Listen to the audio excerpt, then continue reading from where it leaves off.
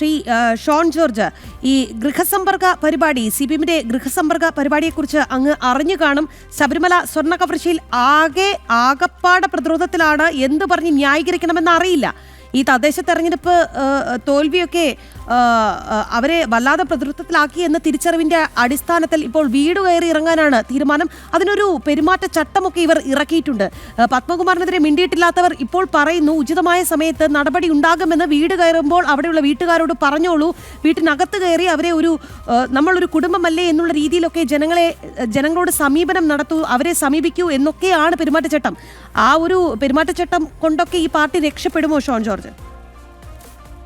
ഇപ്പോൾ നമുക്കറിയാൻ കഴിയുന്നത് CPM-ന്റെ ഗൃഹസമ്പർക്കം തീരുമാനിച്ചപ്പോൾ തന്നെ വലിയ കരുതലാണ് കേരള സമൂഹം എടുത്തിട്ടുള്ളത്. കാരണം ഇപ്പോൾ വീടുകൾ ഇന്ന് പല ആളുകൾ ഇന്ന് ജോലിക്ക് പോയപ്പോൾ വീട്ടിലൊറ്റയ്ക്ക് ആളുകളുണ്ടെങ്കിൽ വീട് കുറ്റിയിട്ടയക്കാവുള്ളൂ എന്ന് പറഞ്ഞിട്ടാണ് ഇന്ന് പലരും ഇറങ്ങിയത്.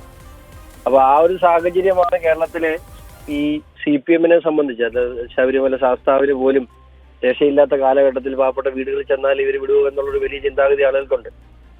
ഇവിടെ ഇതൊരു തമാശയായിട്ട് മാത്രം ഞാൻ പറഞ്ഞതല്ല, ഇതിന്റെ ഏതൊരു യാഥാർത്ഥ്യമാണ്. ഇവര് സമ്പർക്കം നടത്തുമ്പോൾ പിണറായി പറഞ്ഞത് തന്നെ എനിക്ക് പറയാനുള്ളൂ, ഭയം വേണ്ട, കരുതൽ മതി. ഇവർ വീട്ടിൽ ചെല്ലുമ്പോൾ കരുതൽ ഉണ്ടാകണം, അല്ലെങ്കിൽ എന്താ കാണിച്ചിട്ട് പോകുന്നു നമുക്ക് പറയാൻ കഴിയുന്ന സാഹചര്യമല്ല. ഇവിടെ ശബരിമലയുമായി ബന്ധപ്പെട്ട് ഇവർ നടത്തുന്ന വിശദീകരണം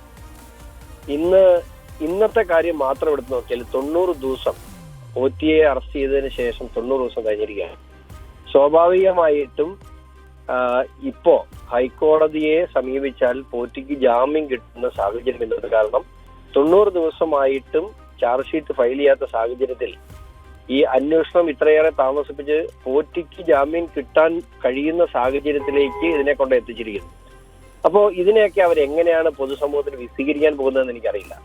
ഒരു കാര്യം അവർക്ക് നല്ല ബോധ്യമുണ്ട്, തെറ്റുപറ്റി ജനങ്ങൾ അവരിൽ നിന്നും അകന്നു എന്നുള്ളത് കൃത്യമായ ബോധ്യം CPM-ന് വന്നു എന്നത് ഞാൻ അതെ വലിയ സന്തോഷം രേഖപ്പെടുത്തുകയാണ്.